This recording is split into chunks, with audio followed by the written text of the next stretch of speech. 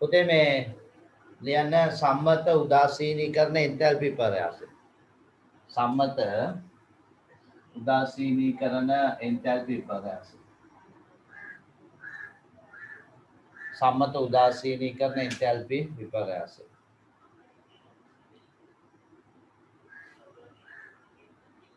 සම්මත උදාසීනීකරණ එන්තැල්පි විපර්යාසය.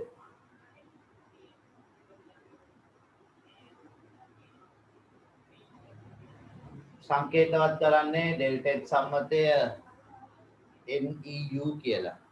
නියුට්‍රලයිසේෂන් කියන එක. සම්මත උදාසීනීකරණ එන්තැල්පි විපර්යාසය. අර්ණය උදාසීනීකරණ එන්තැල්පි විපර්යාසය.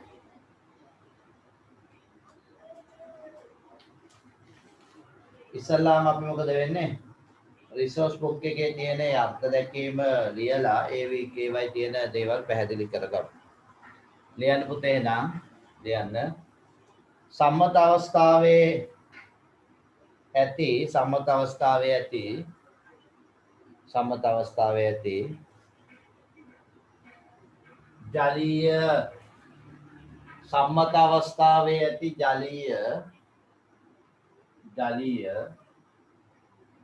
H ධනායන මවුලයක් ජලීය H ධනායන මවුලයක්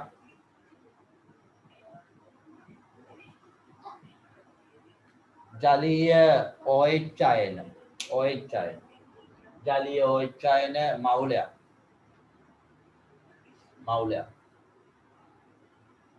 ජලීය OH අයන මවුලයක්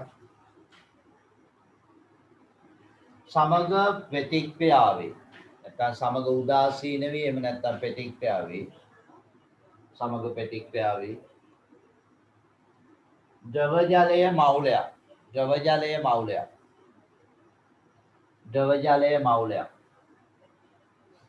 ජලය මවුලයක් සෑදීම හා ආශ්‍රිත ද්‍රව ජලය මවුලයක් සෑදීම හා ආශ්‍රිත ද්‍රව ජලය මවුලයක් සෑදීම හා ආශ්‍රිත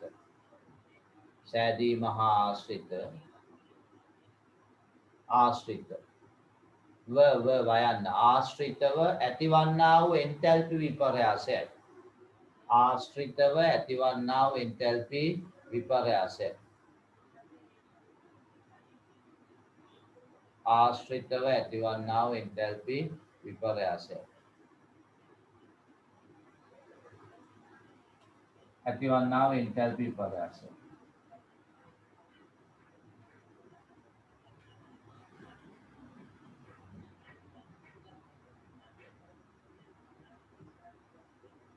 පුතේ අයිත් එක වතාවක් එහෙනම් අර්ධයක්කීම කියමුකෝ මෙන්න මෙහෙම සම්මත අවස්ථාවේ ජලීය H ධනායන මවුලයක් ඒ කියන්නේ ජලය තුල තියෙන H ධනායන මවුලයක් ජලය තුල තියෙන OH අයන මවුලයක් එක්ක මුළුමනින්ම ප්‍රතික්‍රියා කරලා එහෙම නැත්නම් මුළුමනින්ම උදාසීන වෙලා ද්‍රව අවස්ථාවේ තියෙන ජලය මවුලයක් ද්‍රව ජලය මවුලයක් සෑදීම හා ආශ්‍රිතව ඇතිවන එන්තැල්පි විපර්යාසයට කියන්නේ මොකක් කියලා? සම්මත උදාසීනීකරණ එන්තැල්පි විපර්යාසය කියලා. ඒක තමයි පුතේ සම්මත උදාසීනීකරණ එන්තැල්පි විපර්යාසය. හරිනේ? එහෙනම් මේක ලියා ගන්නකො ඍණ 57යි මේක. එතකොට මේකට අදාළ එන්තැල්පි විපර්යාසය ඔය ලියපු සමීකරණයට අදාළව අපිට මතක තියාගන්න වෙනවා තාපදායකයි ඊළාට 57යි මවුලයට කිලෝ ජූල් කියලා. තාපදායකයි කිලෝ ජූල් 57ක් පිටත. හරි නේද?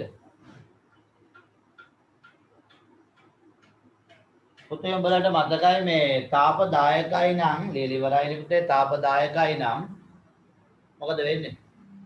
සුද්ධ වශයෙන් එතෙන්දි වෙන්නේ මොකද්ද?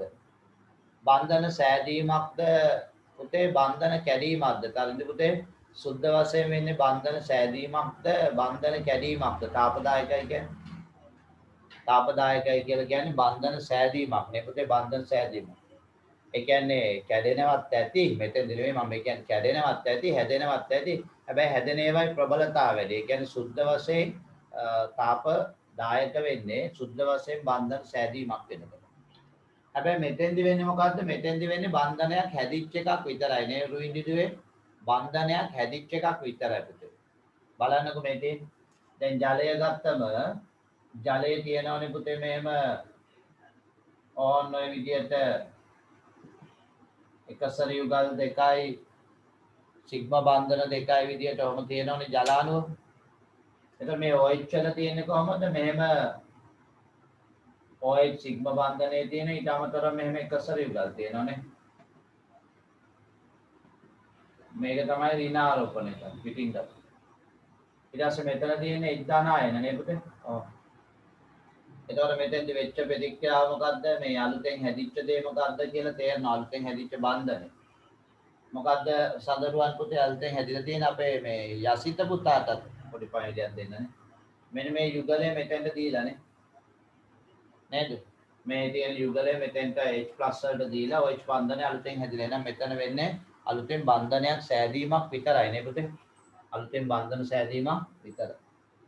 අලුතෙන් බන්ධන සෑදීමක් විතරයි. එහෙනම් ලියා ගන්න. මෙම ක්‍රියාවේදී නැත්නම් ඉහත ක්‍රියාවේදී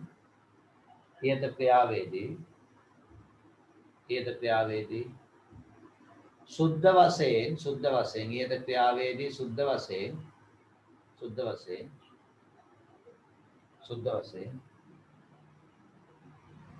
OH බන්ධනයක් සෑදීමක් පමණක් සිදුවේ. සුද්ධ වශයෙන් OH බන්ධනයක් සෑදීමක් පමණක් සිදුවේ. සුද්ධ වශයෙන් මොකද වෙන්නේ? OH බන්ධන සෑදීමක් පමණක් සිදුවේ. OH බන්ධන සෑදීමක් පමණක් සිදුවේ. OH බන්ධන සෑදීමක් විතරක් වෙනවා. අනේ සුද්ධ වශයෙන් OH බන්ධන සෑදීමක් පමණක් සිදුවේ. කියලා මේක ලියා ගන්න.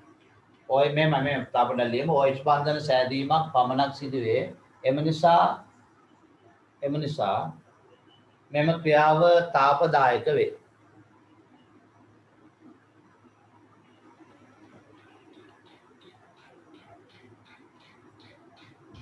එම නිසා මෙම ක්‍රියාව පුතේ තාපදායක වේ. කියලා මේ යටින් තියෙන බන්ධන හැදීමත් සටහනක් දාගන්න.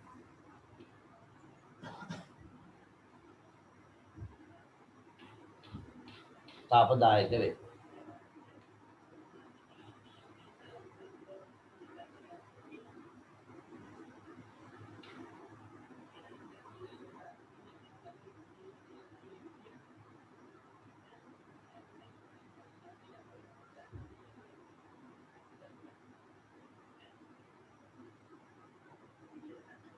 අර නේද පුතේ නා තාපදායක.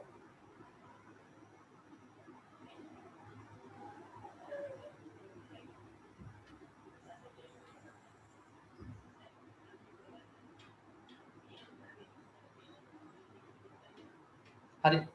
ඒ අනුව ඊට පස්සේ දැන් එතනින් පස්සේ ඊළඟ පොයින්ට් එකට යන්න. දැන් ඔය කට්ටියකින් අහුතින් උදාසීනීකරණ එන්තල්පි පරයාසය මොකක්ද කියලා. ඔය කට්ටිය ගොඩක් වෙලාවට දැන් මම මේ කියලා දීපු නිවැරදි අර්ථකථනයෙන් පරිබාහිර වෙලා ඔන්න නිකන් කියන්න හදනවා. දැන් මොකද්ද කියන්න හදන්නේ? එක්දානායන සහ OH ආයන එකතු වෙලා ජලය හදන එක නිසා උදාසීනීකරණ එන්තල්පි පරයාසය කියන්නේ. එක්දානායන හා OH ආයන එකතු වෙලා ජලය හදන එක තමයි එන්තල්පි පරයාසය කියලා. එහෙම ඔය කට්ටිය දැන්ටම සමාජයට පාඩම් කරන්නේ. දැන්ටම ලේසියට එහෙම කියනවා ළමයි මොකද වෙන්නේ? ඒක හසෙන් පුතේ හරිද වැරද්ද? හරිද පුතේ? වැරදි. ඇයි? මේ ශක්ති විද්‍යා පාඩමේදී අනිවාර්යෙන් භෞතික අවස්ථා නැතුව මොකුත් කරන්න බෑනේ. භෞතික අවස්ථා තියෙනවා. ඒ නිසා මේ එක්දානහා OH ආයන එකතු වෙලා ජලය හදන එකට උදාසීනීකරණය කියන්නේ ජලීය එක්දානායන මවුලයක් ජලීය OH මවුලයක් එක්ක ද්‍රව ජලය මවුලයක් හදන එක තමයි උදාසීනීකරණය. ඒ අනුව කොහෙදී හරි ඔන්න දැන් උඹලා මේ වගේ එකක් දැක්කොත් සමානලාට ටක් ගාලානේ කලබලයට මේ තියෙන උදාසීනීකරණ එන්තල්පි පරයාසයනේ කියලා හිතනවා. හරිද පුතේ? ඔක උදාසීනීකරණ එන්තල්පි පරයාසයද? මේ තියෙන උදාසීනීකරණ එන්තල්පි පරයාසයද? මොකද කියන්නේ? වැරදිනේ. මේකේ භෞතික අවස්ථා සඳහන් වෙලා නැහැ. ඉදන ඔච්චානිතුව. මොකද්ද කියලා දන්නේ නැහනේ.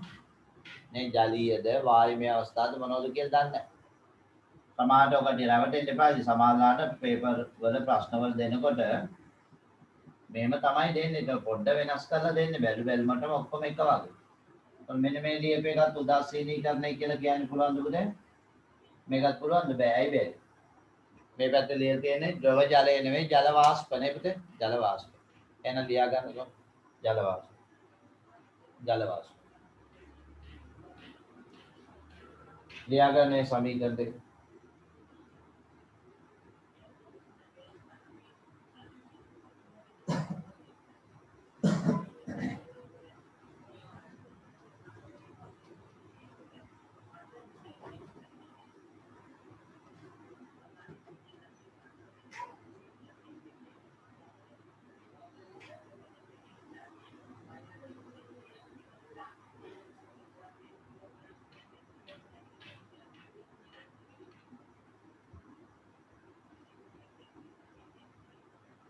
සම්දනේ දුර පරක් වෙලා. right ඊළඟට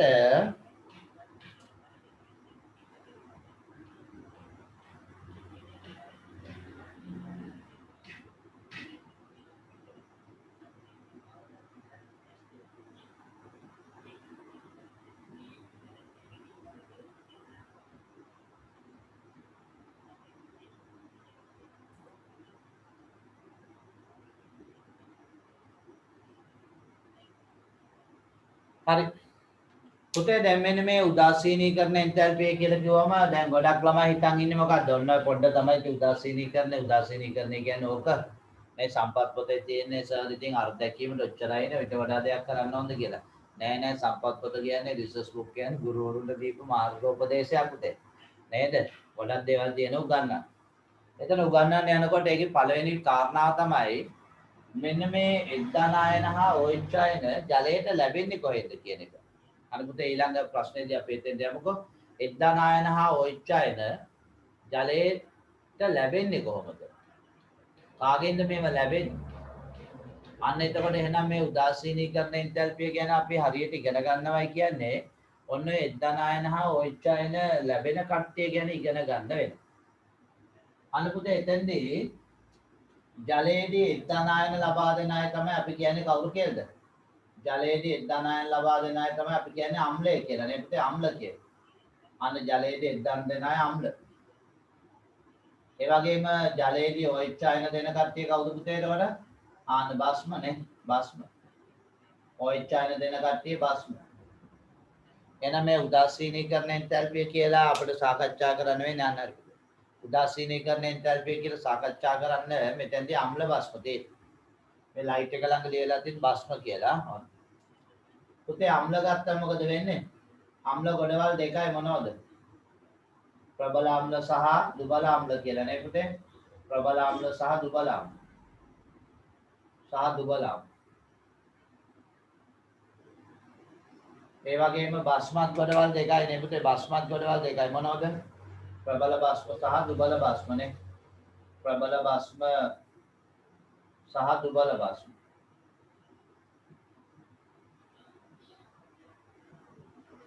right ඔන්න ඒ විදිහට.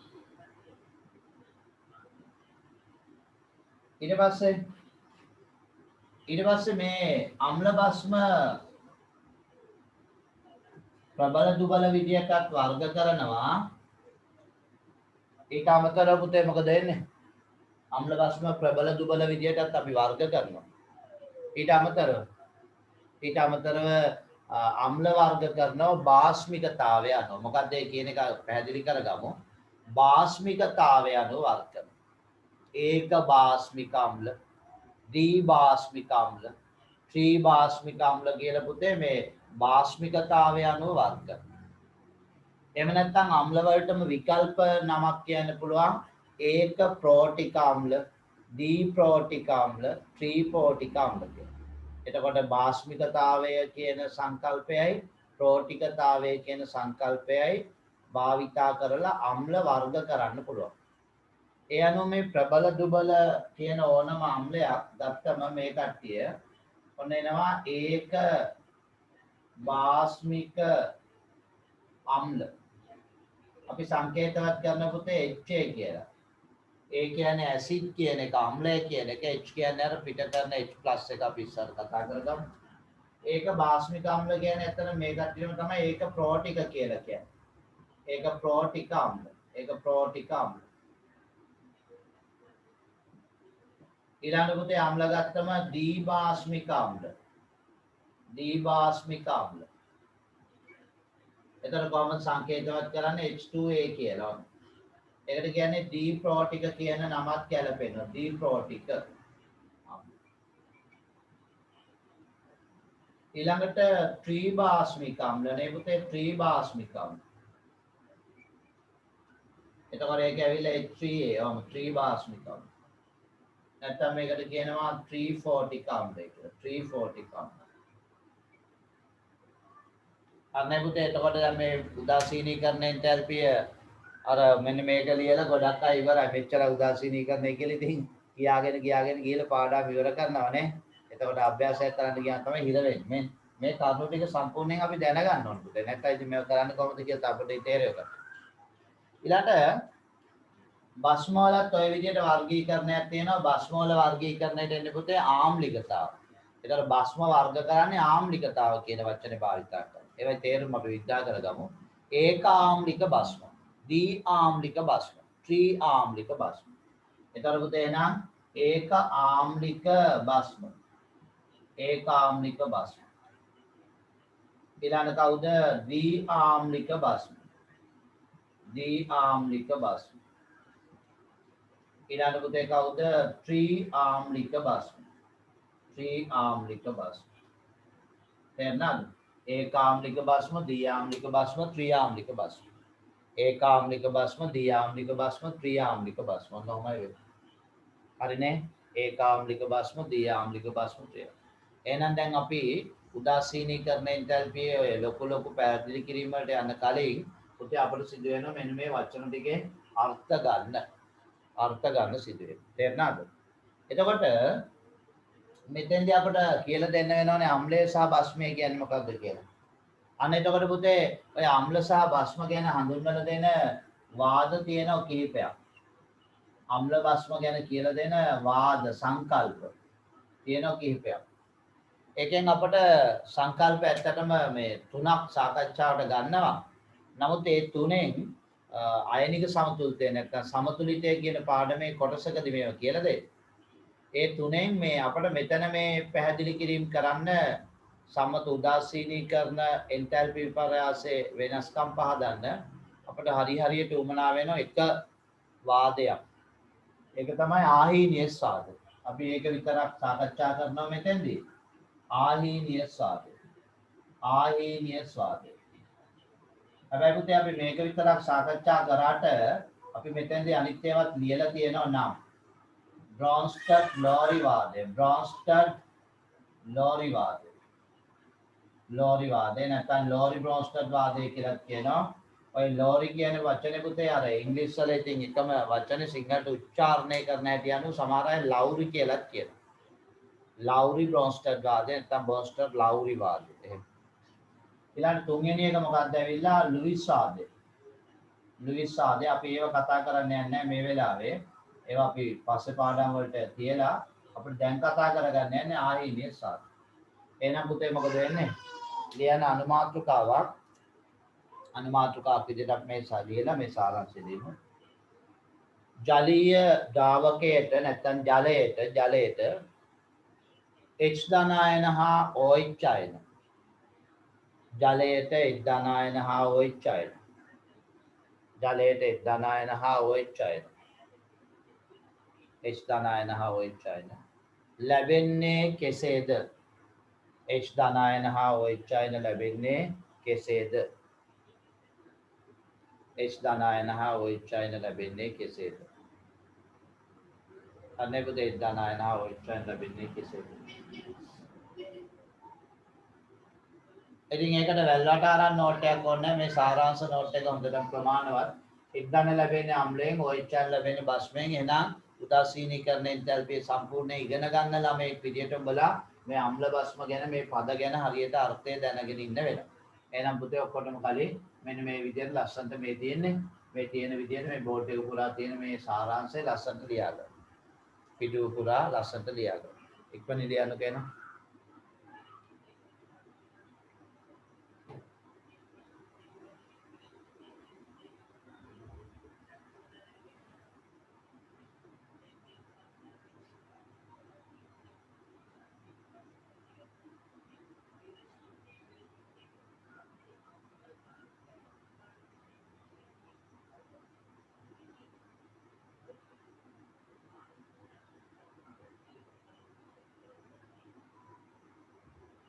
මේ විදිහට උදාසීනීකරණ සමීකරණය ලියලා X ධන දෙන්නේ අම්ලයෙන් OH ආයන දෙන්නේ බස්මයෙන් කියලා අරගෙන අම්ලය බෙදනවා ගොඩවල් දෙකට ප්‍රබල අම්ල සහ දුබල අම්ල.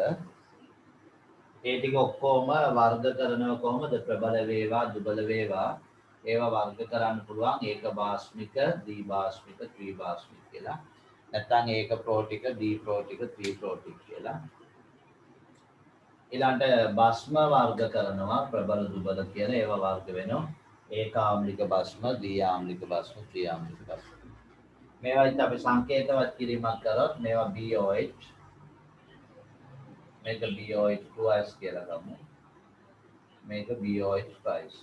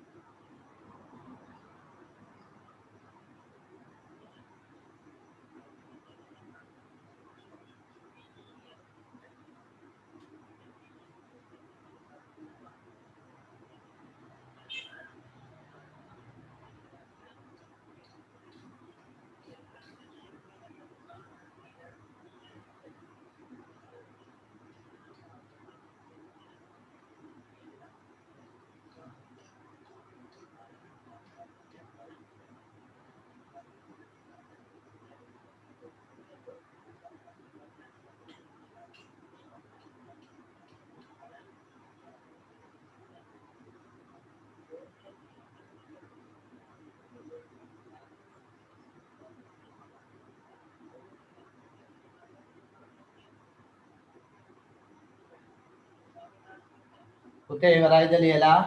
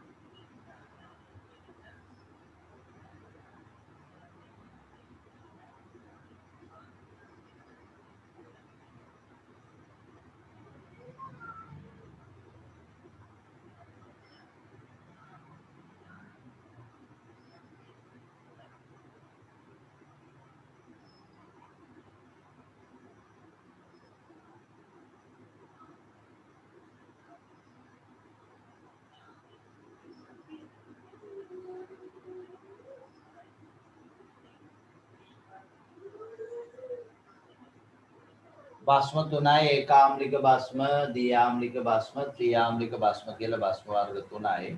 DOH, BOH twice, BOH twice කියලා. ඒ ප්‍රබල භස්ම, දුබල භස්ම කියන මොකද වෙන්නේ? ප්‍රබල භස්ම, දුබල භස්ම කියන දෙගොල්ලම පොදුවේ වයි වර්ගීකරණයට ගන්න පුළුවන්. මේකේ ප්‍රබල අම්ල, දුබල අම්ල කියන දෙගොල්ලම වර්ග කරන්න පුළුවන්. ඒක භාස්මික අම්ල ඊළඟට පුතේ එහෙම නැත්නම් ඒක ප්‍රෝටික අම්ල. ඊළඟට දීභාස්මික අම්ල එහෙම නැත්නම් දීප්‍රෝටික අම්ල ඊළඟට ත්‍රිභාස්මික අම්ල නැත්නම් ත්‍රිප්‍රෝටික අම්ල කියලා. හරිනේ පුතේ ත්‍රිප්‍රෝටික අම්ල කියලා. right ඉවරයිද?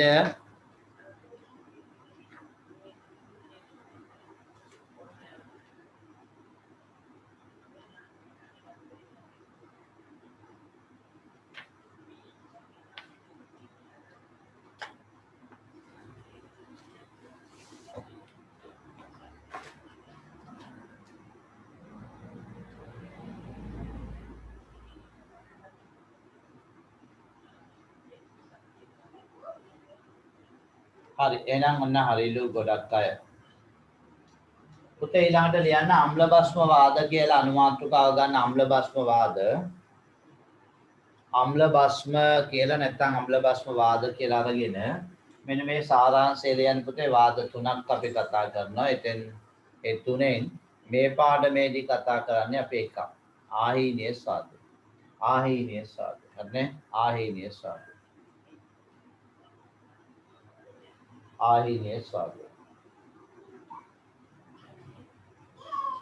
මෙන්න පුතේ මේ තුන මෙහෙම ලියා ගන්න. අනිත් ටික ලියලා ඉවරයි නේද? මම අයින් කරන්නම්. අනිත් ටික ඉවරයි නේද පුතේ? පොඩි පිට්ටයක් එහෙම දාලා සංඥා දුන්නා මට අදා වැඩේ ලේසි.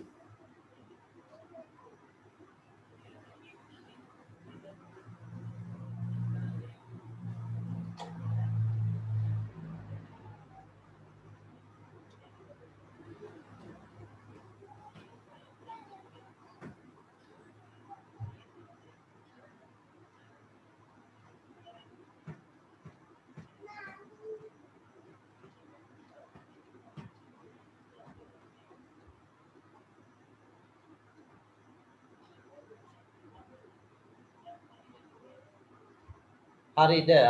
හරි. එහෙනම් ඔන්න අම්ල භස්ම වාද තුනක් ලියවනේ ආහීනීය සාධේ, බ්‍රොන්ස්ටඩ් ලෝරි වාදේ සහ ලුයිස් සාධේ. පුතේ මේකෙදී ආගමුක අපි එහෙනම් ආහීනීය සාධයට අනුව මෙහෙම දෙයක් කියන්නේ. ආහීනීය වාද අනුව මේ පැත්ත අපි ගන්නවා පුතේ අම්ල කියලා. මේ පැත්ත ගන්නවා භස්ම කියලා.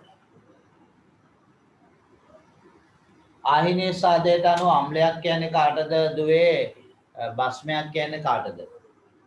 අම්ලයක් කියලා කියන්නේ පුතේ මේ ජලයේදී H ධන පිට කරන H ධන නිකුත් කරන ප්‍රභේදයක්. ජලයේදී දැන් ආහීනීය සාධය විස්තර කරලා තියෙන්නේ ජලීය ද්‍රාවකය. ඒතකොට ජලයේදී H ධන පිට කරන කෙනා තමයි කවුද? අම්ලයක් කියලා කියන්නේ මේ වාදයට අනුව. දැන් උදාහරණයක් අපි සංකේත වලින් ඉස්සලා ගමුකෝ. අපි ගමු HA කියලා අම්ලය ගත්තොත් මේක ජලයේදී මොකද වෙන්නේ? මෙහෙම ඔන්න H ධන ආයන පිට කරන්න පුළුවන්. මෙන්න මෙහෙම ජලයේදී H ධන ආයන පිට කරනවා නේ ඉතින් ඕන. එතකොට මේක ඇවිල්ලා කවුද ලයිට් එක ළඟ ලියුනේ A ඍණ කියලා. හරිද? A ඍණ. A ඍණ කියලා ලියවිලා තියෙන්නේ. තව පොඩ්ඩක් ඊළඟ එක ලියන්න බලන්න. එතකොට ඔන්න ඒ විදිහට ජලයේදී H ධන දෙන ප්‍රභේද තමයි කවුද? ආහීනීය සම්ල. මේ H ධන ආයන ලබා දීම පුතේ කරන්න පුළුවන් කොහමද? පූර්ණව විඝටනය වෙන්න පුළුවන්. සම්පූර්ණයෙන් 100%ක්ම අම්ල අණුව අයන වලට විඝටනය වෙන්න පුළුවන්. අන්න එහෙම සම්පූර්ණයෙන්ම විඝටනය වෙනවා නම් අපි කියන්නේ ඒකට ප්‍රබල අම්ලයක් කියලා. දැන් අපි අම්ලයක් කියන සංකල්පය තේරුම් කරගත්තා. H ධන හේවත් ඒකට කියන්නේ ප්‍රෝටෝනය කියලා. මේකට කියන්නේ ප්‍රෝටෝනය. H ධන හේවත් ප්‍රෝටෝනය නිදහස් කරන කෙනෙක් අම්ලයක්, ජලයේදී නිදහස් කරන කෙනෙක් අම්ලයක්. පූර්ණව අයන වලට කැඩිලා නිදහස් කරනවා නම් ප්‍රබල අම්ලයක්. භාගික අයන වලට කැඩනවා නම් භාගික අයන වලට කැඩලා H ධන නිදහස් කරනවා නම් දුබල අම්ලයක්. දැන් ඒකෙදී අපිට මෙහෙම HA අම්ලයක් ලෙස හැසිරීම ලියන්න පුළුවන්. ඒ වගේම මේකේ අපිට විකල්ප පදනමක් ගන්න පුළුවන් කොහොමද? මේ අම්ලය විසින් මුදා හරින H ධන හේවත් ප්‍රෝටෝනය ඒ ද්‍රාවණයේ තියෙන ජල අණුවක් විසින් ප්‍රතිග්‍රහණය කරනවා.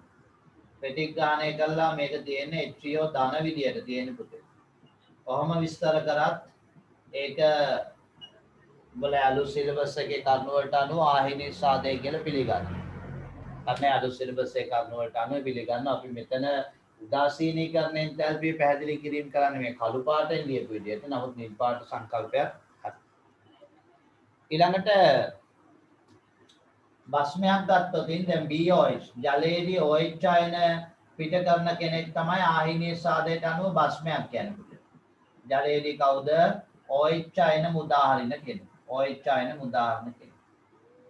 අන්න එහෙම OH අයන මුදාහරින කෙනෙක් තමයි බස්මේ වෙන්නේ. එතකොට මේ මුදාහරින OH අයනයට ජලයත් එක්ක මොකද වෙන්නේ? ආකර්ෂණ බල හදාගෙන මෙන්න මේ විදියට ඉන්න පුළුවන් කියලා සංකල්පයක් තියෙනවා. මෙන්න මේ විදියට පුතේ ඉන්න පුළුවන් කියලා මම ඒක නිල් පාටට මාරු කරන්න.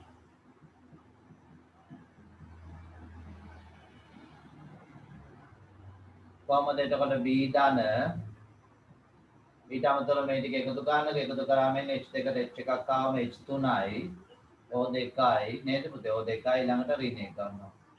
මෙන්න මේ වගේ ආයනයක් විස්තර කරලා තියෙනවා ඔකට්ටියගේ සම්පත් පොතේ ආයනික සමතුලිත පාඩමේදී අපි දැන්ට ලියලා තියෙනවා. ඒ විදිහට විස්තර කරන්න පුළුවන් කියලා මේ කියන්නේ නේ. නමුත් අපි මේ උඩින් ලියපු කළු පාට පැහැදිලි කිරීම වලින් තමයි මේ ශක්ති විද්‍යාවේ දිගින් දිගටම යන්නේ. එහෙනම් මම නැවත කියන්නම් ආහිනීය සාදය කියන්නේ ජලීය ද්‍රාවකයේදී හෙවත් ජලයේදී H ධන පිට කරන අය අම්ල ජලීය ද්‍රාවකයේ හෙවත් ජලයේදී OH අයන පිට කරන අය භස්ම පූර්ණ ආයනීකරණය වෙලා සම්පූර්ණයෙන්ම ආයන වලට කැඩිලා පිට කරනවා නම් ප්‍රබල අම්ල ප්‍රබල භස්ම භාගිකව නම් දුබල අම්ල දුබල භස්ම. දැන් මම මෙන්න මේ පෙන්නපු එකේ මේ පූර්ණ මේ සම්පූර්ණ ඊහිස මේ දෙපැත්තට තියෙන ඊතලක් නෙමෙයි පූර්ණ ඒක දිශාත්මක ඊතලය. එතකොට මෙන්න මේක ඒක දිශාත්මක නිසා මේක ඇවිල්ලා ප්‍රබලයි පුතේ. ඒ කියන්නේ මේ ඇවිල්ලා මේ ලියලා තියෙන ප්‍රබල අම්ලයක්. එතකොට අපිට A level වල මේ පාඩම කරගෙන යනකොට සහ ඔය ඉස්සරහට සමතුලිත පාඩම් කරගෙන යනකොට මොකද කියන්නේ? අපිට උමනා වෙනවා ප්‍රබල අම්ල කවුද දුබල අම්ල කවුද කියලා තරඳි පුතේ හොයාගන්න. අන්න එතෙන්දි මම ලේසියට ජලයේදී ප්‍රබල අම්ල වන අම්ල 8ක් තියෙයි කියලා ලේබල් කරනවා. ජලයේදී ප්‍රබල ලෙස සලකන 8 දෙනෙක් ඉන්නවයි කියලා. ජලයේදී අපිට සාමාන්‍ය සුලභ රසායනයේ ප්‍රබල ලෙස සලකන්න පුළුවන් 8 දෙනෙක් ඉන්නවයි කියලා. දැන් උඹලා අනිවාර්යෙන් මේ 8 දෙනා මොකද වෙන්නේ? 8 දෙනා පුතේ අනිවාර්යෙන් පාඩම් කරලා තියාගන්න ඕන. මොකද ඒ 8 දෙනා පාඩම් කරගත්තම දුබල අම්ල හඳුනා ගන්න ලේසි. මොකද ඒ 8 දෙනා ප්‍රබල නම් අනිත් ඔක්කොම දුබලයිනේ පුතේ. නේද? එතකොට අරක දුබලද මේක දුබලද අරක ප්‍රබලද මේක ප්‍රබලද කියලා වෙන වෙනම ඒ තැන්වලදී හොය පැලස්තර විදියට ඉගෙන ගන්නවට වඩා ඒ තැන්වල බොරු පැලස්තර දාලා උත්තරේ මොකක් හරි කරලා මොකක් හරි විද්‍යාවක් කරලා ගන්නවට වඩා උත්තරේ ගන්න මෙතඩ් එකට මම මේ කියලා දෙන්නේ. ගන්න ඕන මෙතඩ් එක. ප්‍රබල අම්ල ටිකයි ප්‍රබල භස්ම ටිකයි කියලා සලකන්නේ කී දෙනාද කියලා අපි මතක තියාගමු. එතකොට වැඩේ ඉවරයි. නිකම්ම ඒ ටික ඇරුණම අනිත් ටික ඔක්කොම දුබලයි. මෙන්න පුතේ එතකොට ජලයේදී ප්‍රබල අම්ල කියලා සලකනවා දැන් ක්ලෝරින්, බ්‍රෝමීන්, අයඩීන් කියන හැලජන හයිඩ්‍රජන් එක හදන හයිඩ්‍රෝ අම්ල මේවා නාමකරණය මතක ඇති රසායනික ගන්නේ පාඩමේදී කියලා දුන්න හයිඩ්‍රෝ අම්ල. Hydrochloric acid, hydrobromic acid, hydroiodic acid. ඊළඟට පුතේ මේ ක්ලෝරින්ගේ ධන 7 ඔක්සිකරණ අංකයට අදාළ අම්ලය මේකට නම දුන්නේ පර්ක්ලෝරික් අම්ලය කියලා. ඊළඟට නයිට්‍රික් අම්ලය වගේ කෙනෙක් නේද පුතේ ප්‍රබලයි, සල්ෆියුරික් වගේ කෙනෙක් ප්‍රබලයි. එතකොට ප්‍රබල අම්ල 8 දෙනාගෙන් මම මෙතන 6 දෙනෙක් ලිව්වා. මෙන්න මේවට කියන්නේ පුතේ අපි අර ඛනිජ අම්ල කියලා. මේවට කියන්නේ ඛනිජ අම්ල කියලා. දැන් අම්ල ගොඩවල් දෙකක් ගන්න පුළුවන් එක එක විදිහේ වර්ගීකරණ තියෙනවනේ පුතේ. නේද? ප්‍රබලයි දුබලයි කියනවා. ඒක භාස්මිකයි, දී භාස්මිකයි, ත්‍රි භාස්මිකයි කියනවා. එහෙම එක එක වර්ගීකරණ තියෙනවා. ඉතින් අපි ඔක්කොම දැනන් ඉන්න ඕනේ. මොකද විභාගය කියන්නේ තරංගයක්. එක ලකුණක් දෙයක් මිස්සුන ගමන් වැඩේ ඉතින් ඉවරයි. නිසා ඛනිජ අම්ල සහ කාබනික අම්ල කියන සංකල්පයක් තියෙනවා. खनिज අම්ල සහ කාබනික අම්ල කියලා පුතේ සංකල්පයක් තියෙනවා. खनिज අම්ල කියලා කියන්නේ කාබන් මූලද්‍රව්‍යයෙන් තොරව හැදෙන ඒවා. කාබන් ඕගනික් වල කාබනික රසායනේ. අන්නේ කාබන් මූලද්‍රව්‍යයෙන් තොරව හැදිච්ච ඒවා खनिज අම්ල, කාබන් එක්ක හැදිච්ච ඒවා කාබනික අම්ල. එතකොට මේවා කාබන් තියෙන ඒවා නෙවෙයි පුතේ නේද? ඒ නිසා මේවට කියන්නේ खनिज අම්ල. සාමාන්‍යයෙන් ඕගනික් වලින් ඕගනික් වලදී අපි කියන කියමනක් තමයි මේ කාබනික අම්ල වලින් කාබන් මුල් කරගෙන බිහිවෙච්ච කාබනික අම්ල වලින් සියල්ලම පාහේ මොනවද දුබලයි කියලා. ඇත්තටම ඕගනික් වල අපි හැමතිස්සෙම කියනවා කාබනික අම්ල ඔක්කොම වගේ දුබලයි කියලා. දෙන්නේ කැර. අන්න දෙන්නයි කාබන් මුල් කරගෙන බිහිවෙච්ච අම්ල වලින් ලෝකේ තියෙන කාබන් මුල් කරගෙන බිහිවෙච්ච අම්ල වලින් දෙන්නයි පුතේ අපි ප්‍රබලයි කියලා සලකන්නේ. අනිත් ඔක්කොම දුබලයි. කවුද ඒ ප්‍රබල දෙන්න? අන්න කවුද ප්‍රබල දෙන්න පුතේ? දැන් උඹලට මෙන්න මෙයයි දැකලා හොඳට ඇහැට උරුයිනේ මෙයයිට කොහමද කියන්නේ පොඩි පන්ති ඉඳලා. පොඩි පන්ති ඉඳන් කියන්නේ මෙයට ඇසිටික් අම්ලය කියලා. එතකොට ඇසිටික් අම්ලය ප්‍රබල අම්ලයක් නෙවෙයි. මම එහෙම කිව්ව නෙවෙයි. මම මේ ලිකාව කට්ටියගේ උරුවට ගත්තේ. ඇසිටික් අම්ලය. ඒ කියන්නේ තියෙන්නේ CH3 COOH කියලා CH3 නේ H3ක් නේ. මෙන්න මේ H3 වෙනුවට පුතේ මොකද වෙන්නේ? මේ H3 වෙනුවට ෆ්ලුවරින් 3ක් ආවොත් අන්න එයිට අපිට කියන්න පුළුවන් නම මොකද්ද? එයිට කියන්න පුළුවන් නම තමයි ට්‍රයිෆ්ලුවරෝ ඇසිටික් අම්ලය. ෆ්ලුවරින් 3ක් දරන ඇසිටික් අම්ලය. ට්‍රයිෆ්ලුවරෝ ඇසිටික් අම්ලය. බලන්න තේරෙනවද? ට්‍රයිෆ්ලුවරෝ ඇසිටික් අම්ලය. ඒ වගේම H3 වෙනුවට ක්ලෝරින් 3ක් ආවොත් ආන් ඒකට කියන්නේ ට්‍රයිෆ්ලුවරෝ ඇසිටික් අම්ලය. පුතේ උඹලා අහගෙන නේද ඉන්නේ? නිදාගෙන නෑනේ. හිතේ තියෙන වංචනික ධර්මතාවයට අහු වෙලක් දන්නේ නැහැ. අන්න ඒ පුතේ ඔන්න. එහෙනම් මොකද කියන්නේ? එහෙනම් මෙන්න මේව ඇවිල්ලා කාබනික අම්ල. මේව ඇවිල්ලා කාබනික අම්ල.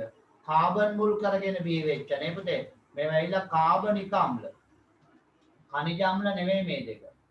ඒතර කාබනික අම්ල දෙකක් ප්‍රබල අම්ල වෙනවා. මොනවද? දැන් ටක්කාල කියන්න පුළුවන්. මොකද්ද? ට්‍රයිෆ්ලුවරෝ ෆ්ලුවරෝ 3ක් දරන ඇසිටික් අම්ලය. ට්‍රයිෆ්ලුවරෝ ඇසිටික් අම්ලයයි ට්‍රයික්ලෝරෝ ඇසිටික් අම්ලයයි. ඒ දෙක ප්‍රබලයි. ඒක ඇවිල්ලා खनिज අම්ල නෙවෙයි කාබනික අම්ල. අන්න පුතේ හරියට. එතකොට එහෙනම් ඔන්න ඈවරයි දෑවරයි තුන් ඈවරයි උඹලට අද දවසෙත් මහා උදව්වක් නේ මහා ලාභයක් ලැබුණා විභාගයේ හොඳට පාස් වෙන්න කැම්පස් යන ළමයින්ට මොකද්ද ලාභය ජලයේදී ප්‍රබලයි කියලා සලකන අම්ල කුලකය ඇහැට දකින්න ලැබුණා කනට අහන්න ලැබුණා උඹලගේ හිතට ගියත් දන්නේ අන්න පුතේ හිතට ගියා නම් උඹලා වාසනාවන්තයි ජලයේදී ප්‍රබලයි කියලා සලකන අම්ල 8 දෙනා තමයි මේ තියෙන්නේ ඒ හැරෙන් අනිත් ඔක්කොම ජලයේදී දුබලයි. ඒ කියන්නේ ඒ අනිත් අම්ල ඔක්කොම H ධන හේවත් ප්‍රෝටෝන පිට කරන්නේ මෙහෙම සම්පූර්ණයෙන් අයන වලට කැඩලා නෙවෙයි පුතේ භාගිකව අයන වලට කැඩලා භාගිකව කැඩලා. ඊළඟට අපි ඒක ලියමු තා පොඩ්ඩකින්. ඊට පස්සේ ගත්තොත් අපි මේ පැත්ත ලියලා ඉවර කරමුකෝ දැන් මේක පල්ලෙහාන් ලියන්න ඕන ටික මම අර පැත්තෙන් ලියන්නම්. ඔකට බෝඩ් එකේ මේ ටික පේනවනේ හොඳට ඒ නිසා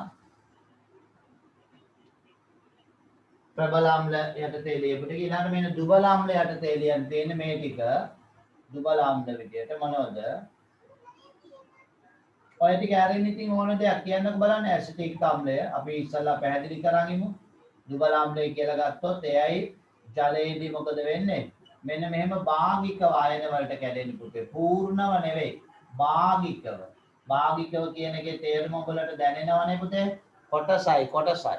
දැන් උදාහරණයක් ගත්තොත් මේකේ 100ක් තියෙනවා නම් 100න් මේ පැත්තට කැඩෙන්නේ 100ට 3යි 100ට 4යි 100ට 5යි කලාතුරකින් තමයි 100ට 5 ඉක්මවා යන අය ඉන්නේ ගොඩක් දුබල අම්ල වල 105ක්වත් අයන වලට කැඩෙන්නේ නැහැ තේරුණාද විඝටන පෙස්සතේ 105කටත් වඩා අඩුයි ගොඩක් දුබල අම්ල වල කලාතුරකින් විඝටන පෙස්සතේ 5ට වඩා වැඩි කට්ටිය ඉන්නවා ගොඩක් අයගේ විඝටන පෙස්සතේ 5ටත් වඩා අඩුයි පුතේ එතකොට මෙන්න මේව තමයි දුබල අම්ල. අපි උදාහරණ ටිකක් ගත්තොත් ඇසිටික් අම්ලය වගේ කාබනික අම්ලයක්. නේද පුතේ? ඔව්. ඊළඟට HF වගේ අකාබනික අම්ලයක්, खनिज අම්ලයක්. HCN වගේ අම්ලයක්. නේද?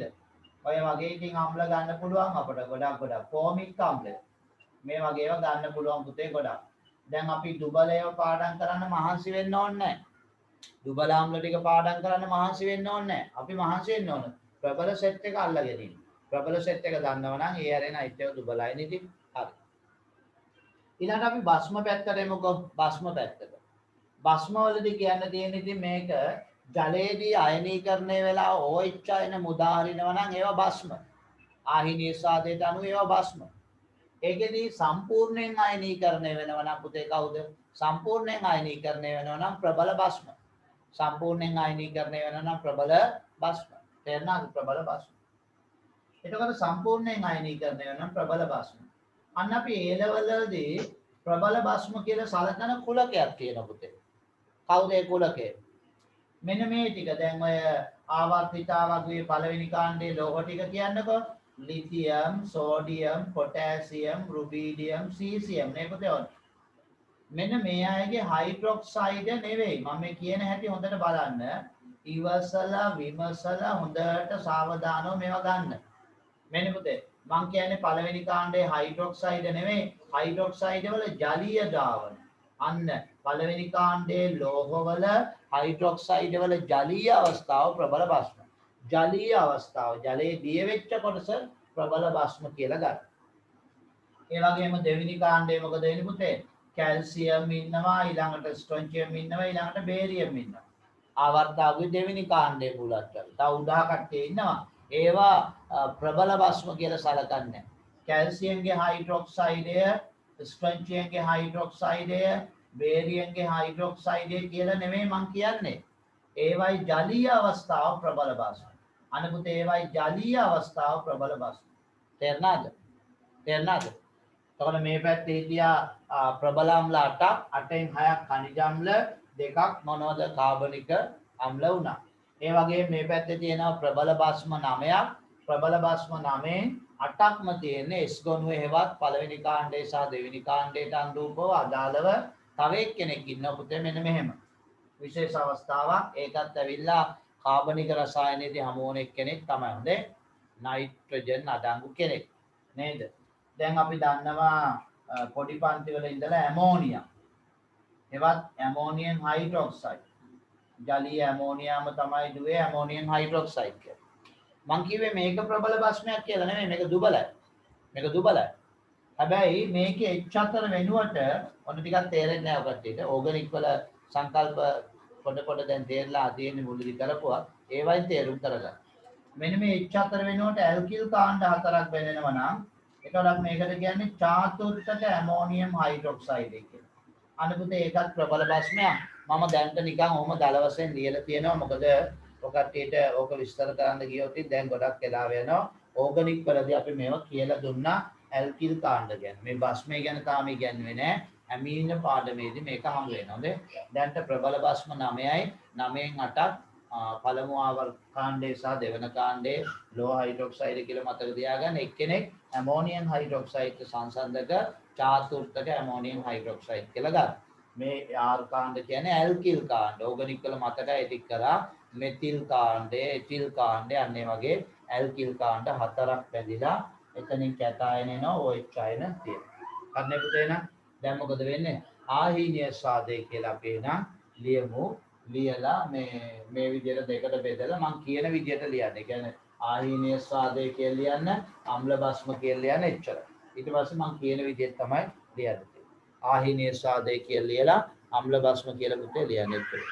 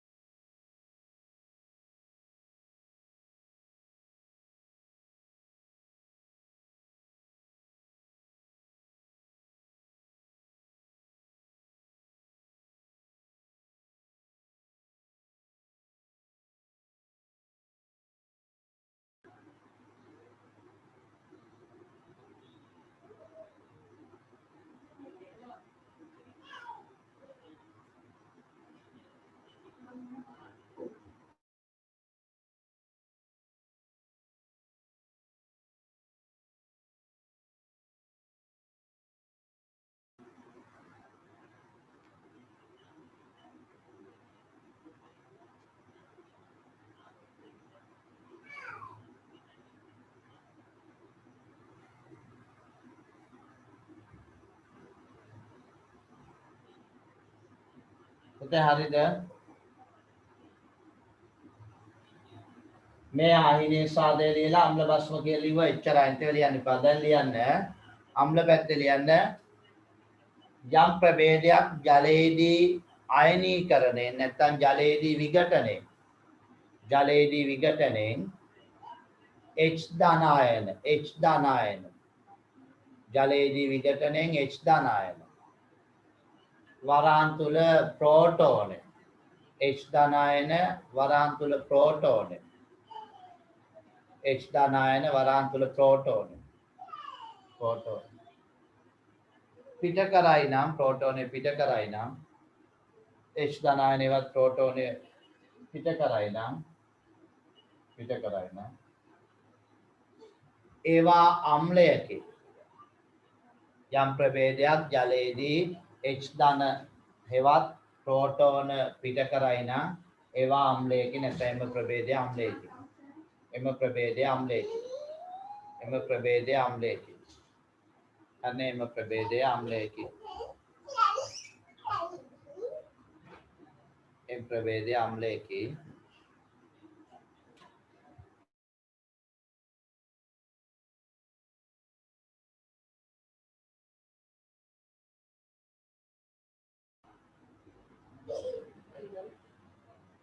අනේ ප්‍රබල අම්ලයකි නේ පුතේ අම්ලයකි අනිත් පැත්තේ ලියන්න ජලයේදී අයනීකරණය වෙමින් නැත්නම් ජලයේදී විඝටනය වෙමින් නැත්නම් ජලයේදී විඝටනය වෙමින් OH ආයන විඝටනය වෙමින් OH ආයන පිට කරන ප්‍රභේදයක් භස්මයකි OH ආයන පිට කරන ප්‍රභේදයක් භස්මයකි OH ආයන පිට කරන ප්‍රභේදයක් භස්මයකි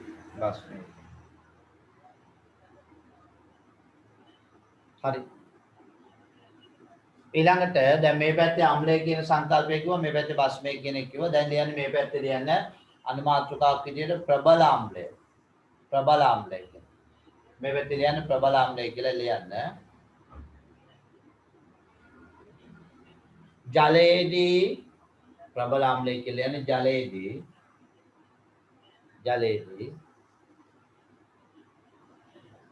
ජලයේදී සම්පූර්ණයෙන් අයනීකරණයෙන් H ධන පිට කරන ප්‍රභේද ජලයේදී සම්පූර්ණයෙන් අයනීකරණයෙන් H ධන පිට කරන ප්‍රභේද ප්‍රබල අම්ල වේ H ධන පිට කරන ප්‍රභේද ප්‍රබල අම්ල වේ H ධන පිට කරන ප්‍රභේද පුතේ මොකද වෙන්නේ ප්‍රබල අම්ල වේ H ධන පිට කරන ප්‍රභේද ප්‍රබල අම්ල වේ කියලා මෙන්න මේ විදිහට ලියා ගන්න මේ දෙකම ලියන්න ඒ කියන්නේ මේ ලයිට් එක ළඟ තියෙන පුතේ මේ පල්ලෙහා තියෙන ඒරින ජලිය ආන්න එකමයි ලයිට් එක ළඟ වැඩි තියෙන්නේ අනේ ඔය විදිහට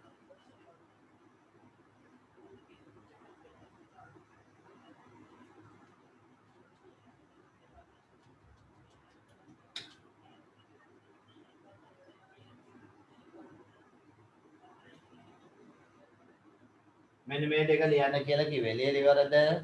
පොඩක් පිට් එකක් දාන්න පුතේ ඔකට.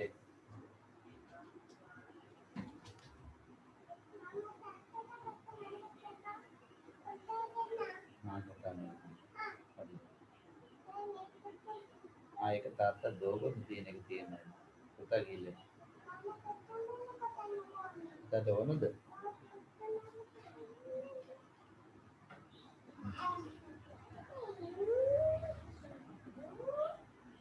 අනේ පුතේ මේ දෙක ලියලා ඉවරයිනේ. ලියන්න. ජලයේදී ප්‍රබලාම්ල ලෙස ක්‍රියා කර හැකි ප්‍රබලාම්ල ලෙස ක්‍රියා කරන අම්ල 8කි. ජලයේදී ප්‍රබලාම්ල ලෙස ක්‍රියා කරන අම්ල 8කි. ප්‍රබලාම්ල ලෙස ක්‍රියා කරන අම්ල 8කි. කියලා මෙහෙම khනිජ අම්ල 6යි කාබනික අම්ල 2යි කියලා ලියාගන්න. පුතේ මෙහෙම khනිජ අම්ල 6යි කාබනික අම්ල 2යි කියලා ලියාගන්න. ඔන්න උඹලා දැන් khනිජ අම්ල සහ කාබනික අම්ල කියන වර්ගීකරණේ දල අදහසක ඉන්නේ දැන් හොඳේ. කාබන් මුල් කරගෙන බීවිච්ච ඒවා කාබනික අම්ල, කාබන් නැති ඒවාට කියන්නේ khනිජ අම්ල කියලා. එහෙනම් පුතේ මොකද වෙන්නේ? සටහන් කරගන්න. මේ khනිජ අම්ල, මේ ඇවිල්ලා කාබනික අම්ල.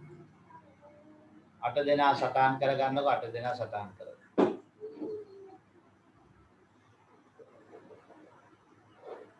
දුව ඇවිල්ලා සෙල්ලම් කරනවා ඒ සද්දපත් දාන කට ගණන් ගන්නවා.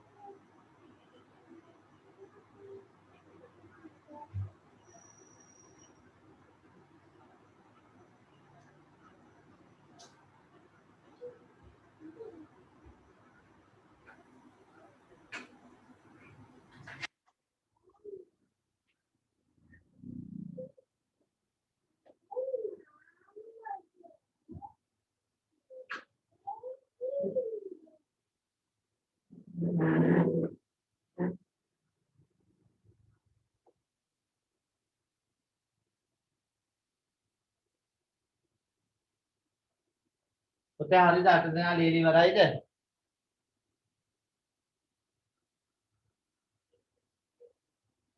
මෙයි ලියන්නේ නැහැ අනේ මෙයාර මේ සංසන්දනක බලා ගන්න පොඩ්ඩක් ලියුවේ CH3 CWH කියන එක. ඒකේ H3 වෙනුවට ක්ලෝරින් 3ක් හෝ ක්ලෝරින් 3ක් ඇවිල්ලා. ඒක එහෙම ලියන්නේ ඇසිඩික් ලියලා H3 කපලා H3යි ක්ලෝරින් 3යි දාන්න. එතකොට මේවයි නම් මොනවද පුතේ? ට්‍රයිෆ්ලුවරෝ ඇසිඩික් අම්ලයයි ට්‍රයික්ලෝරෝ ඇසිඩික් අම්ලයයි. ට්‍රයිෆ්ලුවරෝ ඇසිඩික් අම්ලයයි ට්‍රයික්ලෝරෝ ඇසිඩික් අම්ලයයි. අනේ ට්‍රයිෆ්ලුවරෝ ඇසිඩික් අම්ලයයි ට්‍රයික්ලෝරෝ ඇසිඩික් අම්ලයයි. trifluoroacidic amla trifluoroacidic amla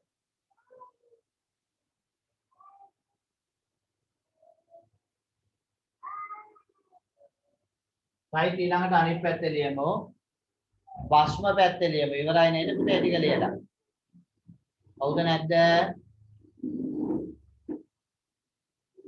ඉවරයි අම්ල පැත්තේ සෙට් එක ලියලා ඉවරයි නේ හරි භස්ම පැත්තේ අපිට භස්මය කියන එක අපි හඳුන්වලා දුන්නේ නැහැ නේ පුතේ තාම හඳුන්වලා දුන්නා නේ හඳුන්වලා දුන්නා නේද දෙමිදුවේ හඳුන්වලා දුන්නා නේ අපි භස්මය කියන එක ජලයේදී right එහෙනම් අපි ප්‍රබල භස්ම ලියන්නේ මෙහෙම යම් ප්‍රභේදයක් ජලයේදී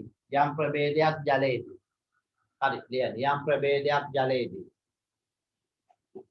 යම් ප්‍රභේදයක් ජලයේදී සම්පූර්ණයෙන්ම අයනීකරණය වෙමින්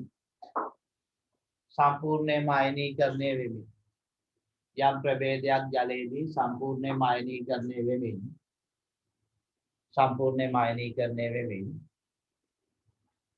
සම්පූර්ණයෙන්ම අයනීකරණය වෙමින්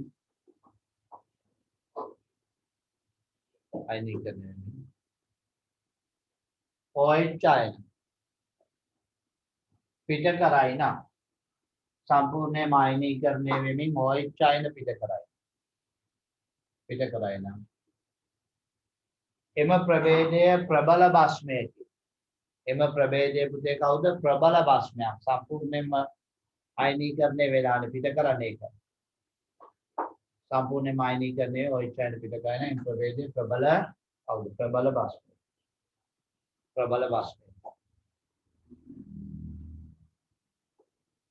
අන්නේ දේ ප්‍රබල භස්මය කියලා මෙන්න මේ විදිහට ලියා ගන්න. මේ උඩ එක තමයි අපිට මේ පාඩමට ඕන මේකක් දීලා තියෙනවා. මේ විදිහට මේ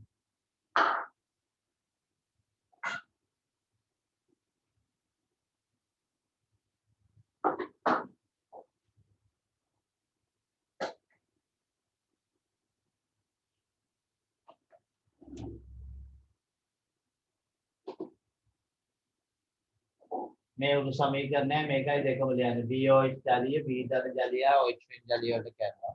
BOH ජලීය ද්‍රව ජලයත් එක්ක B ධන ජලීය හා HCO2 ඍණ ජලීය බවට පත් වෙනවා.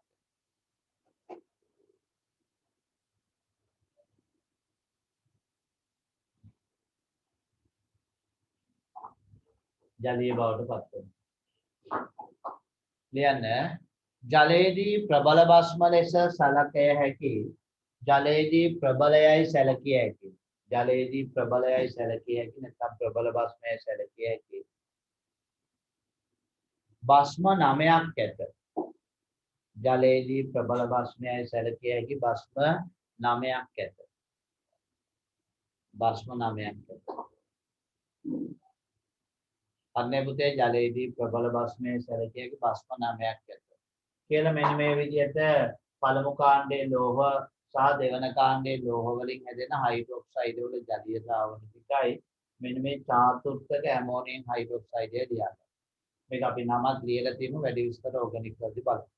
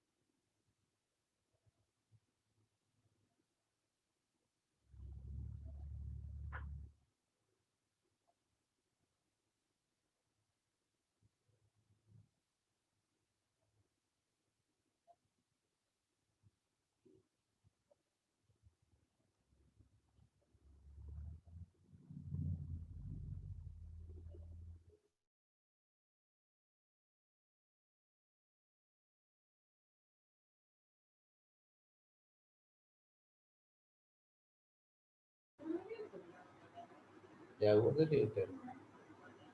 ඒක යවන්න.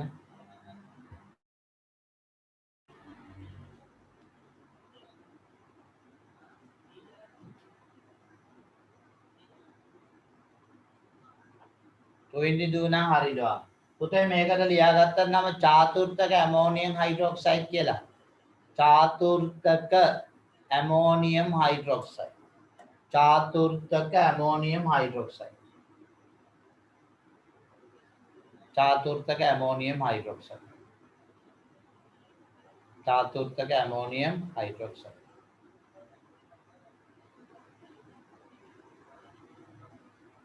හරිනේ. right එහෙනම් ප්‍රබල භස්ම ඉවරයි. දැන් පුතේ ප්‍රබල භස්මයි ප්‍රබල අම්ලයි කියන කොටස් දෙක පිටුව දෙකට බෙදලා ලියවෙලානේ තියෙන්නේ නේ. ඊට පස්සේ මේ දෙකටම අදාළව යන ඉඩ තියලා මැදින් ඉරක් දාලා අපි දුබල අම්ලයි දුබල භස්මයි කියන කාරණා දෙක පැහැදිලි කරගමු. ලියන්න පිටුව දැන් දෙකට බෙදලා තියෙන මැදින් ඉරක් දාන්න ප්‍රබල අම්ල සහ ප්‍රබල භස්ම වලට යටින් ඉරක් දාලා වම් අත පැත්තේ ලියන්න පුතේ කවුද දුබල අම්ල. වම් අත පැත්තේ ලියන්න දුබල අම්ල. දුබල අම්ල. එයත් ලියන්න යම් ප්‍රභේදයක් ජලයේදී යම් ප්‍රභේදයක් ජලයේදී යම් ප්‍රභේදයක් ජලයේදී යම් ප්‍රභේදයක් ජලයේදී භාගිකව අයනීකරණය වේ නම් භාගිකව අයනීකරණය වේ නම් යම් ප්‍රභේදයක් ජලයේදී භාගිකව අයනීකරණය වේ නම් මොකද කියන්නේ භාගිකව අයනීකරණය වේ නම්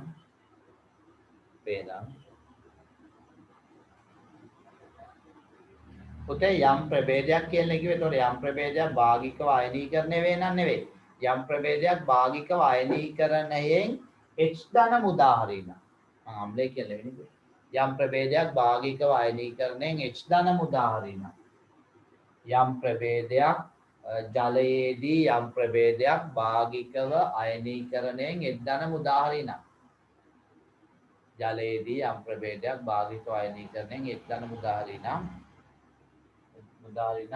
ඒ දුබල අම්ලයකි. එය දුබල අම්ලයකි. ඒ දුබල අම්ලයකි. හරිනේ පුතේ? ඔන්න මම ආයිත් කියන්න ඒකේ වචන නොගැලපීමක් ආවනම් හදාගන්න. ජලයේදී යම් ප්‍රභේදයක් භාගික වායනීකරණයෙන් H ධන උදාහරණය නම් එය දුබල අම්ලයක එච්චර. මේක ලියාගෙන උදාහරණ ටික ලියන්න. මේක ලියාගෙන උදාහරණ ටික ලියන්න. උඹලා අහන්න එපා දුබල අම්ල කියද කියලා. එහෙම කියන්න බෑ. ප්‍රබල අම්ල ටික මතක තියාගන්න. ඒ හැරෙන අයිත් ඔක්කොම ආයිනේ සාධක අනුව දුබලයි කියලා තමයි ගන්න.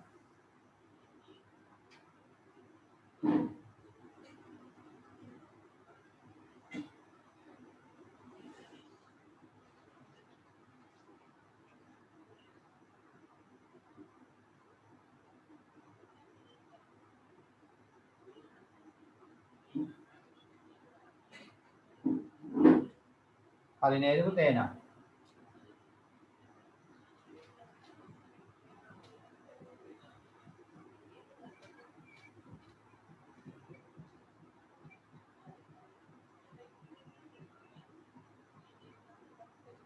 right එහෙනම් මොකද කියන්නේ?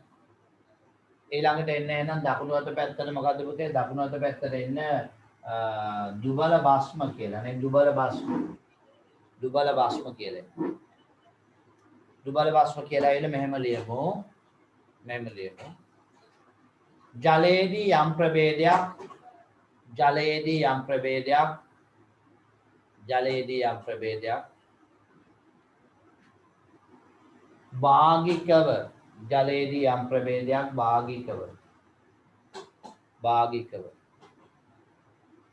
ජලයේදී යම් ප්‍රභේදයක් භාගිකව අයනීකරණයෙන් එහෙම නැත්නම් භාගිකව විඝටනයෙන්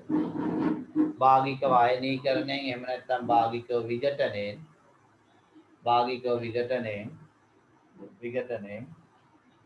OH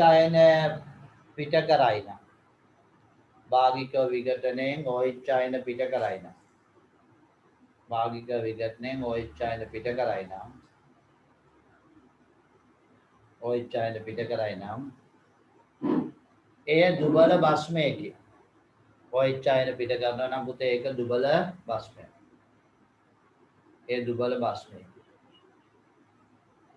පිට කරනවා නම් ඒ දුබල භස්මයකි. කියලා මෙන්න මේක ලියන්න පුතේ. මේක ලියන්න. දුබල භස්මයකි.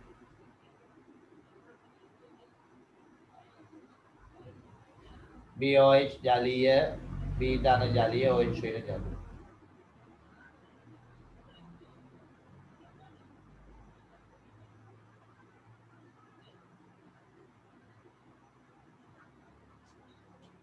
මේකට ඉතින් දුබල භස්ම වලට උදාහරණ මොනවද පුතේ? මේ ටික ප්‍රබලයිනේ මේ අරින්න ඕන එකක් දුබලයි. එතකොට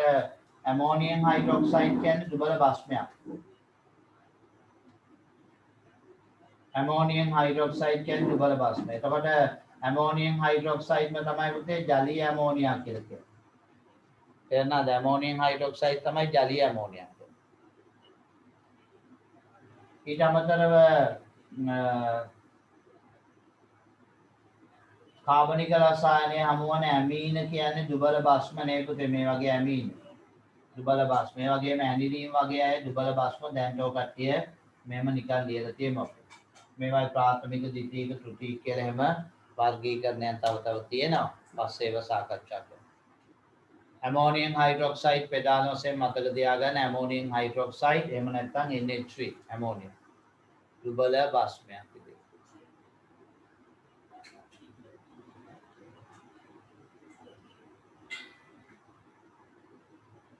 අපනේ පුතේ නන්නේ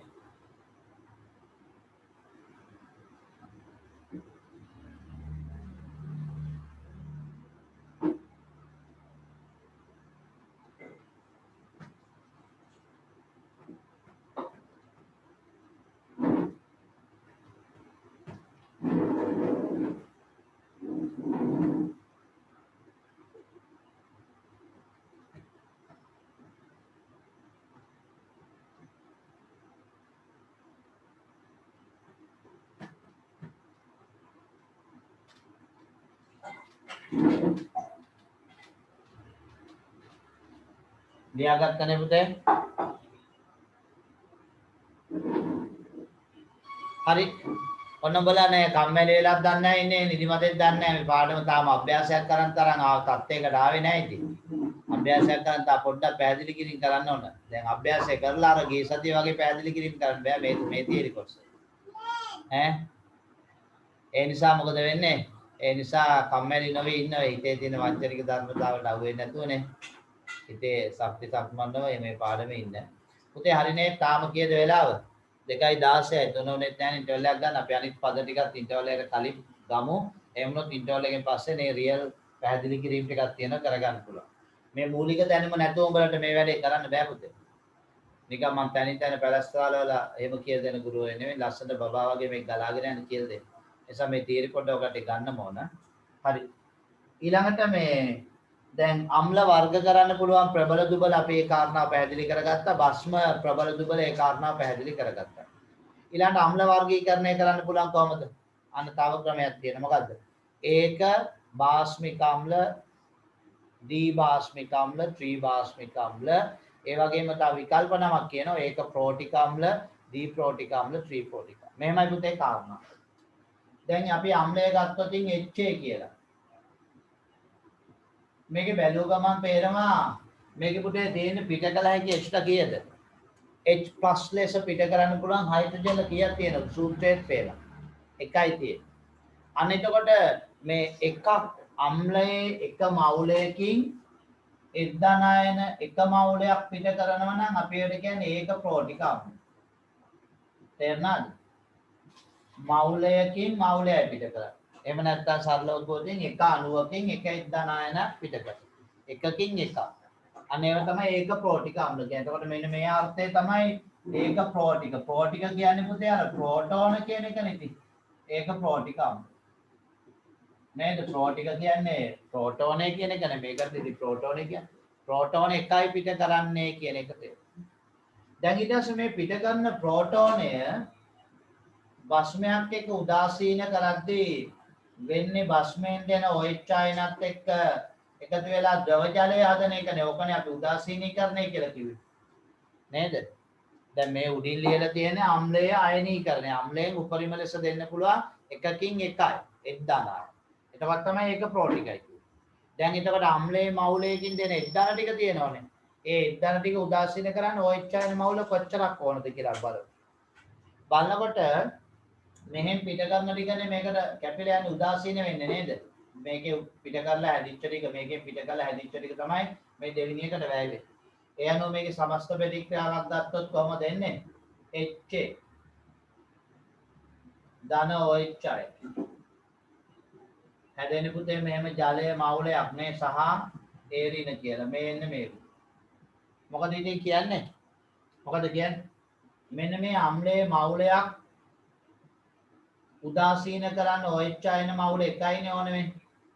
අම්ලයේ මවුලයකට ඕන වෙන්නේ OH අයන මවුල එකයි පුතේ. අම්ලයේ මවුලයකට OH අයන මවුල එකක් ඕන නිසා තමයි අන්න භාස්මිකතාව කියන්නේ. ඒක භාස්මික. අම්ලයේ එක මවුලයක් උදාසීන කරන්න අවශ්‍ය OH අයන මවුල සංඛ්‍යාව තමයි භාස්මිකතාව කියන්නේ. එතකොට එකකට එකයි නම් ඕනේ ඒක භාස්මික අම්ලයක්. එහෙනම් පිට කරන ඉන්ධන ගානෙන් ප්‍රෝටිකතාව උදාසීන වෙන්න අවශ්‍ය OH අයන ගානෙන් භාස්මිකතාව. අන්න පුතේ උඹලට ඇහුණද ඒ සංකල්පය හරියට? පිට කරන ඉන්ධන හේවත් ප්‍රෝටෝන සංඛ්‍යාවෙන් ප්‍රෝටිකතාව. උදාසීන කරන්න අවශ්‍ය OH අයන සංඛ්‍යාවෙන් භාස්මිකතාව. එතකොට ප්‍රෝටෝන එකයි නම් පිට කරන්නේ ඒක ප්‍රෝටිකයි. උදාසීන වෙන්නේ OH අයන එකයි නම් ඕන. අන්න එතකොට ඒක භාස්මික අම්ලය. එහෙනම් මෙන්න මේ අර්ථය අනුව තමයි මේකට කියන්නේ ඒක භාස්මික අම්ලය. මේ අනුව තමයි කියන්නේ ඒක භාස්මික අම්ලය. OH අයන එකයි ඕන කියන අර්ථයේ තියෙනවා. දැන් ඊළඟට දී ප්‍රෝටික අම්ලයක් කියන්නේ මොකද්ද කියලා දැන් තේරෙනවා එනවා. මොකද්ද පුතේ දී ප්‍රෝටික අම්ලයක් කියන්නේ? මෙන්න මේ වගේ අම්ලයක් නේද? බැලුව ගමන් තේරෙනවා අණුව තුල H ලා දෙකක් තියෙනවා H පරමාණු. එතකොට එහෙනම් පිට කරන්න පුළුවන් එකකින් දෙකක් වෙන්න H ධන හෙවත් ප්‍රෝටෝන. අන්න ඒවට තමයි කියන්නේ දී ප්‍රෝටිකයි කියලා. එතකොට H ධන දෙකක් පිට කරන හින්දා මේක ඇවිල්ලා දී ප්‍රෝටික අම්ලයක්. තේරුණාද පුතේ? මේක ඇවිල්ලා දී ප්‍රෝටික අම්ලයක්. මේක ඇවිල්ලා දී ප්‍රෝටික අම්ලයක්. තේරුණාද? දී ප්‍රෝටික අම්ලයක්. ඔන්න. දී ප්‍රෝටික අම්ල. දැන් මේ පිට කරපු H ධනායන මෙතන එක මවුලයකින් මවුල දෙකක් පිට කරලා තියෙනවනේ නේද? එතකොට එහෙනම් ඒ මවුල දෙක උදාසීන කරන්න උමනා වෙන OH ආයන මවුල දෙකක් නේ. OH ආයන මවුල දෙකක්. ඒතර අවසානයේ හැදෙන එහෙනම් ද්‍රව ජලයේ මවුල කියද්ද දෙකක්. මේක එකතු කරාම මොකද වෙන්නේ අවසානයේ? එකතු කරාම පුතේ මෙන්න මේ H ධන මේ H ධන කැපිලා යනවානේ. කැපිලා ගියාම මේ විදිහට එනවා H2A දෙකයි OH ආයන කියලා. ඒකෙන් හැදෙන්නේ කවුද හැදෙන්නේ? මේ විදිහට දෙකයි ජලය සහ එරින දෙක කියලා නෑ දෙන්න ඕන. එතකොට මේකේ මොකද්ද වෙලා තියෙන්නේ? මේකේ වෙලා තියෙන්නේ අම්ලයේ එකම අවුලයක් සම්පූර්ණයෙන් උදාසීන කරන්න OH ආයන මවුල දෙකක් උමනා වෙලා. අනපුතේ එකම අවුලයක් උදාසීන කරන්න අවශ්‍ය OH මවුල ගාන දෙක නිසා තමයි දී බාස්මිකයි කියන්නේ. OH තමයි මෙතන බාස්මික කියන්නේ. එතකොට අම්ලයේ එකම අවුලයක් උදාසීන කරන්න OH ආයන මවුල දෙකක් ඕන හින්දා අම්ලයට කියන්නේ දී බාස්මික අම්ලය. මේකේ තිබුණේ අම්ලයේ එකම අවුලයක් උදාසීන කරන්න OH ආයන මවුල එකක් ඕන හින්දා ඒක බාස්මික අම්ලය. අම්ලයේ මවුලයකින් සම්පූර්ණයෙන් පිට කරන්න පුළුවන් H ධනායන හෙවත් ප්‍රෝටෝන එකම මවුලයක් නිසා ඒක ප්‍රෝටික අම්ලයක්. අම්ලයේ මවුලයකින් උපරිම ලෙස පිට කරන්න පුළුවන් වෙන්නේ H ධන හෙවත් ප්‍රෝටෝන දෙකක් නිසා ද්විපෝටික අම්ලයක්. එතකොට ත්‍රිපෝටික කියන එකයි ත්‍රිබාස්මික කියන එකයි එනවා කට්ටියට තේරෙනවා. මොකද පුතේ ත්‍රිපෝටික කියන්නේ මේක අස්සෙලිය. මෙන්න මේ වගේ අම්ලයක්. මේකේ එක මවුලයක් මගින් උපරිම ලෙස H ධන මවුල කීයක් දෙන්න පුළුවන්ද පුතේ? අන්න 3ක් දෙන්න පුළුවන් නේ 3ක් දෙන්න පුළුවන්. තේරුණාද කියන්නේ 3ක් දෙන්න පුළුවන්. මෙන්න. එතකොට මේ මවුල 3ක් දෙන්න පුළුවන්. මවුල 3ක් දෙනවයි කියන්නේ කවුද පුතේ එතකොට? ඒ ඇවිල්ලා ත්‍රිපෝටික අම්ලයන්නේ ත්‍රිපෝටික අම්ලය.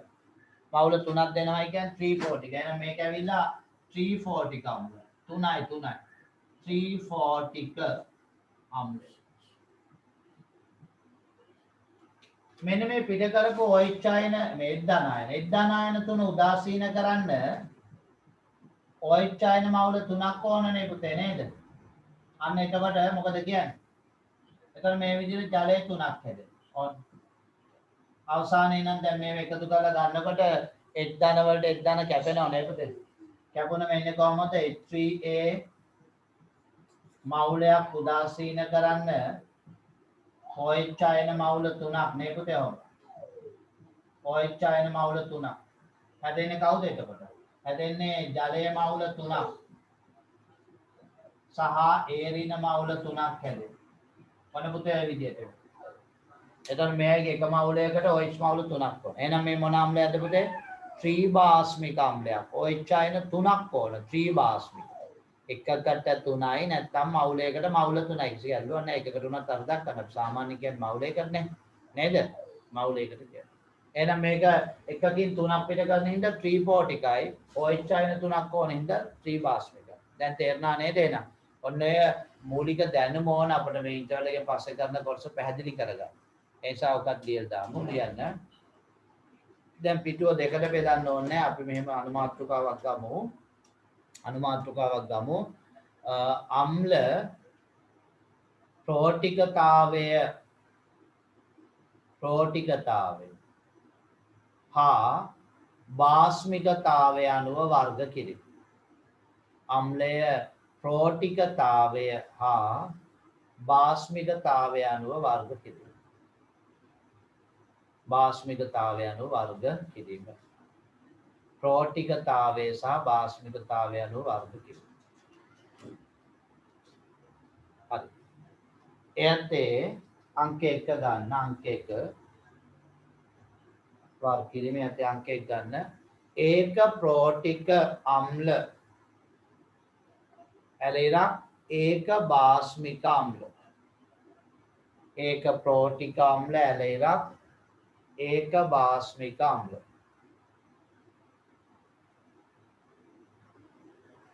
ඒක ප්‍රෝටික අම්ල පුතේ ඇලෙරක් ඒක බාස්මික අම්ල.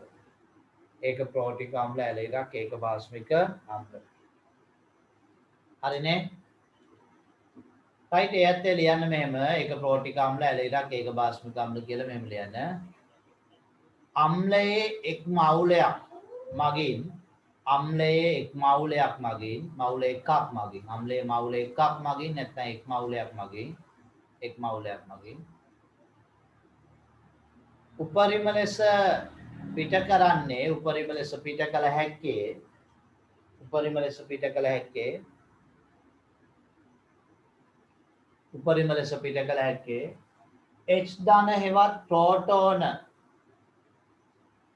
H ධන හෙවත් ප්‍රෝටෝන H ධන හෙවත් ප්‍රෝටෝන මවුලයක් වේ නම් H ධන හෙවත් ප්‍රෝටෝන මවුලයක් වේ නම් H ධන හෙවත් ප්‍රෝටෝන මවුලයක් වේ නම් මොකද කියන්නේ මවුලයක් වේ නම් එම අම්ල ඒක ප්‍රෝටික අම්ල වේ. එම අම්ල ඒක ප්‍රෝටික අම්ල වේ. ඒක ප්‍රෝටික අම්ල වේ. එම අම්ල ඒක ප්‍රෝටික අම්ල වේ.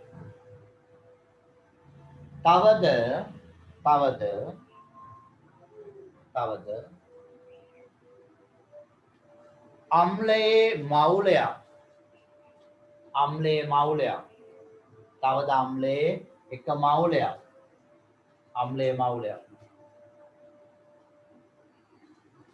සම්පූර්ණයෙන් උදාසීන කිරීම සඳහා අම්ල එක මවුලයක් සම්පූර්ණයෙන් උදාසීන කිරීම සඳහා අම්ල එක මවුලයක් සම්පූර්ණයෙන් උදාසීන කිරීම සඳහා මොකද කියන්නේ පුතේ සම්පූර්ණයෙන් උදාසීන කිරීම සඳහා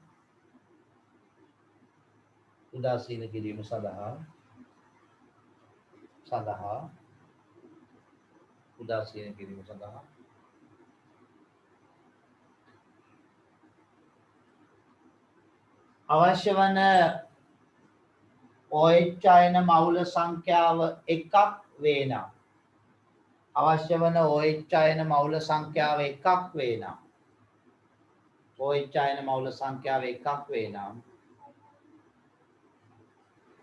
එකක් වේ නම්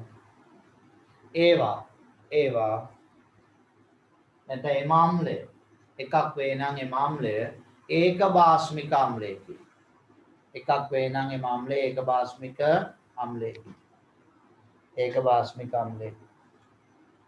එකක් වේ නම් ඒක භාස්මික අම්ලයකි. ඒක භාස්මික අම්ලයකි.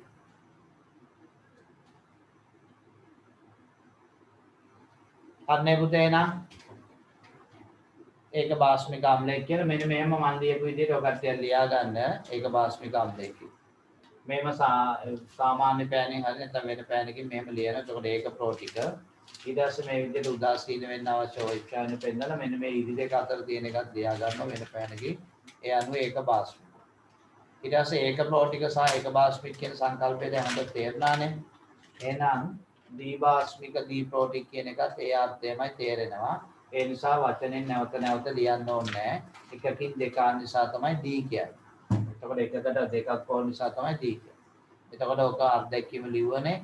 ඒ නිසා ඒ උදාහරණ කට්ටලේ ලියලා මේ දෙක ලියලා ඊට පස්සේ අලුත් පේලියක දී ප්‍රෝටික අම්ල දී භාස්මික අම්ල කියලා මේ ටික ලියා ගන්නවා. ඊට පස්සේ ත්‍රි ප්‍රෝටික අම්ල ත්‍රි භාස්මික අම්ල කියලා මේ ටික ලියා ගන්න පුතේ. මොකද අපිට ඕන දැන් මේ පාඩමේ පැහැදිලි කිරීම කරන්න. ඒවට උදව්වට තමයි මේ අර්ධයක්ම ටික අපි සාකච්ඡා කරන්නේ.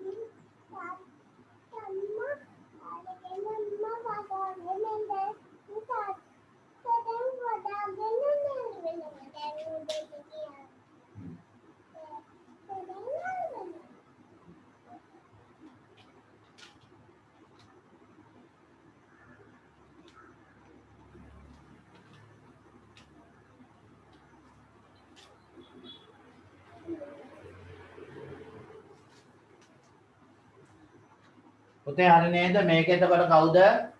ඒක ප්‍රෝටික ඊට පස්සේ මේකත් එක මෙන්න මේ ඉරි දෙක අතර තියෙන අර්ථය තමයි ඒක භාස්මික කියන්නේ. ඊට පස්සේ මේක දීප්‍රෝටික ඊට පස්සේ මේ ඉරි දෙක අතර තියෙන අර්ථය තමයි දීභාස්මික කියන්නේ. මේක ත්‍රිපෝටික ඉරි දෙක අතර තියෙන අර්ථය තමයි ත්‍රිභාස්මික කියන්නේ. ලියාගන්න.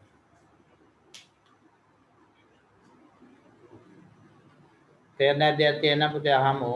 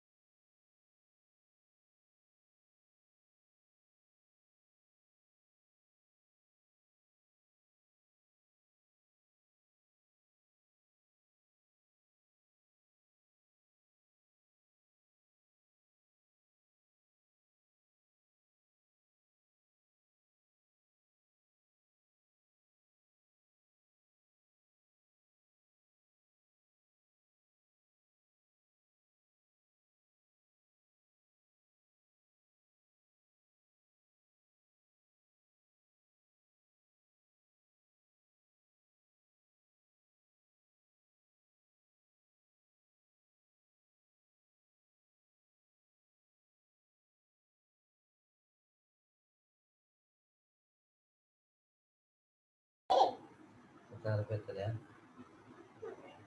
Ya, pen terus ya, pen terus.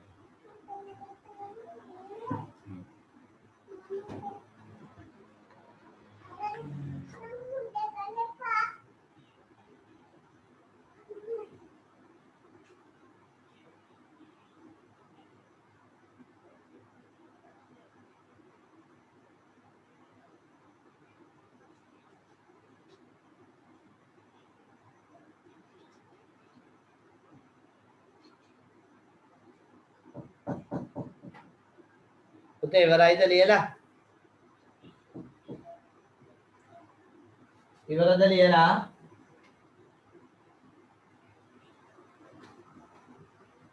කතා කරන්නේ නැහැ නේ අද පිටයක්වත් දාන්නේ නැහැ කට්ටිය.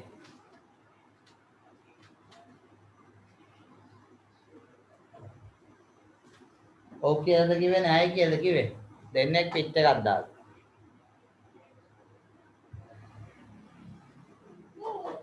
දෙමිදු නෑ ඉතින් ලියාගන්න. කමෙන්ට් මේක මැකුව හොඳේ. මේ ටික ලියලා ඇත්තේ. සද්ද පුතා හරිලු.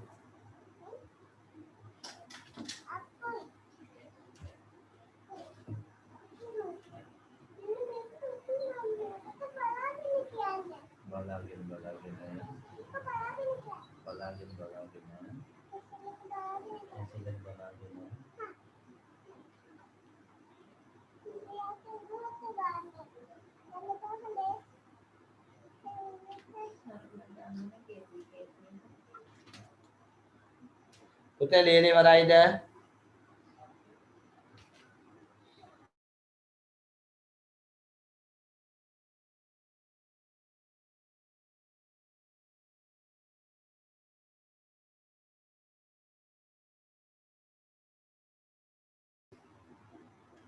පුතේ හරිනේ එහෙනම් නයින් කරන ඔක්කොම ටික.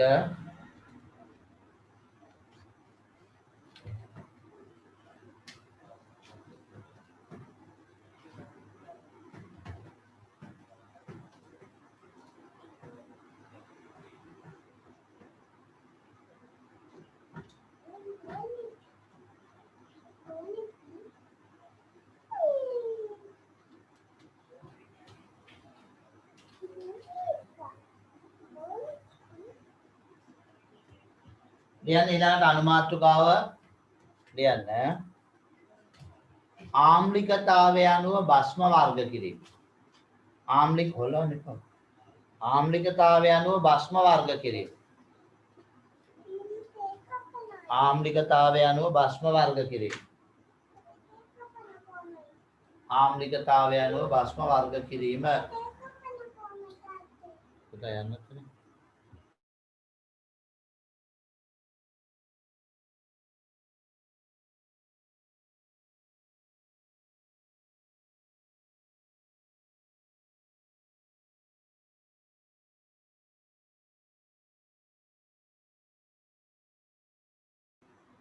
හරි ආම්ලිකතාවය අනුව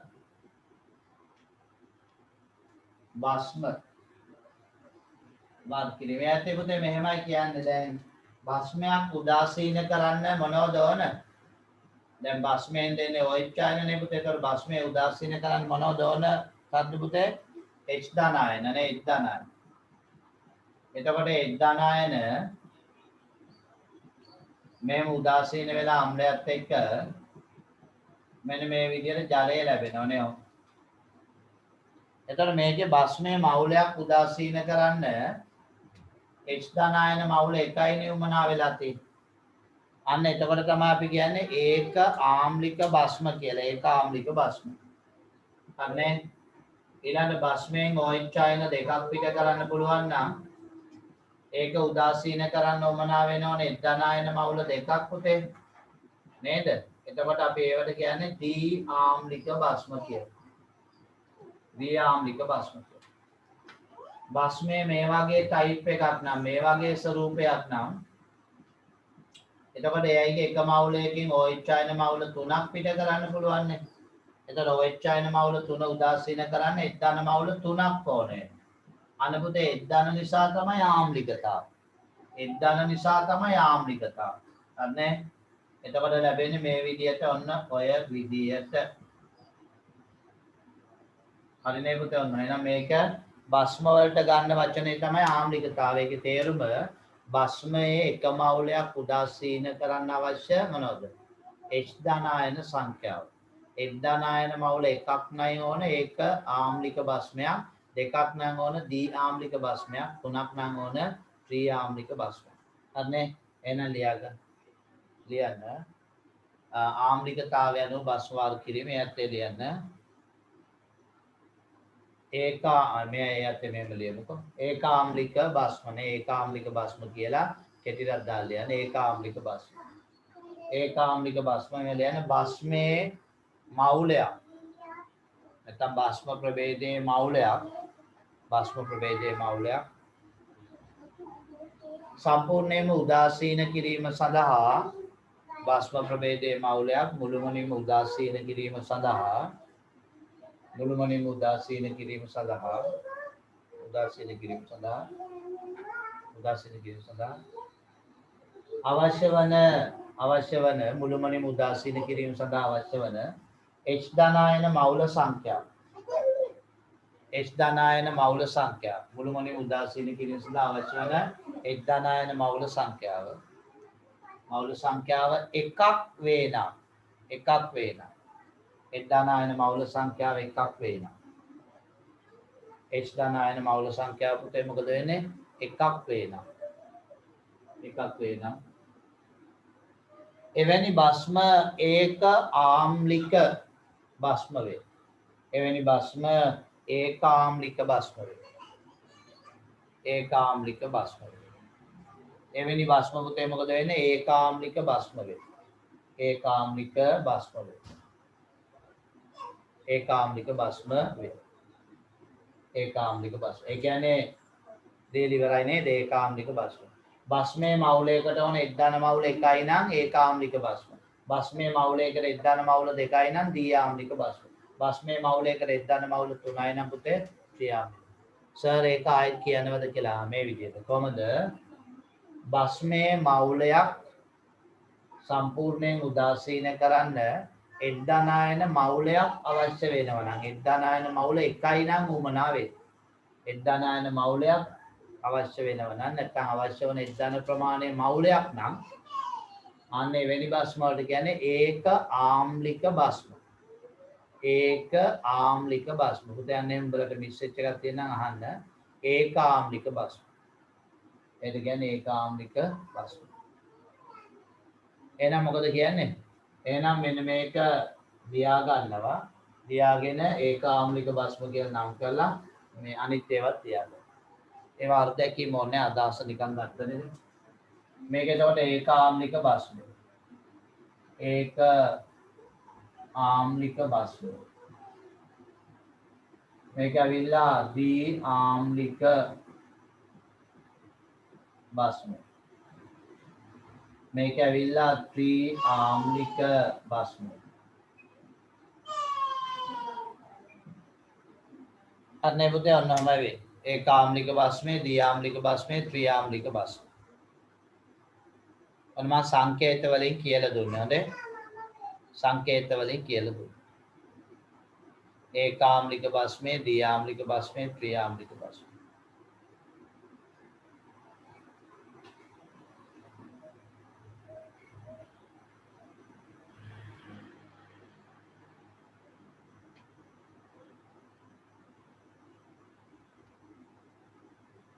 පුතේ හරි නේද?